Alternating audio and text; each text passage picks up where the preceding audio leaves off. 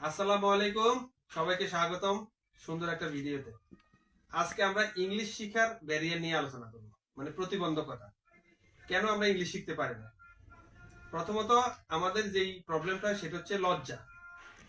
আমরা যখন কোনো মানুষের সাথে ইংলিশে কথা বলতে চাই, তখন আমাদের মধ্যে মনের মধ্যে আসে যে যদি ভুল হয়, যদি সে কিছু মনে করে, এই যে লজ্জা, এই লজ্জার জন্য আমরা কমিউনিকেট করতে পারি না। বা কোনো শব্দ আমরা জানা থাকলে বা কোনো স্ট্রাকচার জানা থাকলে আমরা মুখের জড়তা থাকে। এটা প্রথম জড়তা হওয়ার মূল কারণটা হচ্ছে লজ্জা।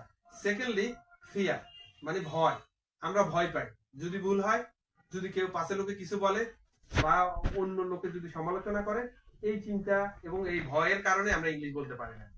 আমরা যদি প্রতিদিন ইংলিশ প্র্যাকটিস করি, সেটা অল্প অল্প করে, 1 line 2 line 5 line, gradually, suppose আপনি পড়ার অভ্যাস করলেন, ইংলিশ পড়ার অভ্যাস করলেন, ইংলিশ প্র্যাকটিস করলেন, বা বাসার মধ্যে ইংলিশের একটা এনভায়রনমেন্ট তৈরি করলেন, এভাবে করে যদি প্রতিদিন করতে থাকেন, তাহলে 1 থেকে 2 বছরের মধ্যে আপনার ইংলিশের একটা লেভেল চলে আসবে।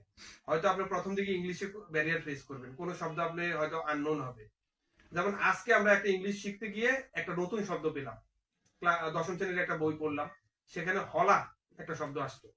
সে হলার শব্দ হচ্ছে যে চিৎকার করছে, কোনো কিছু বলা। যে হলা শব্দটা আমার জন্য অপরিচিত ছিল,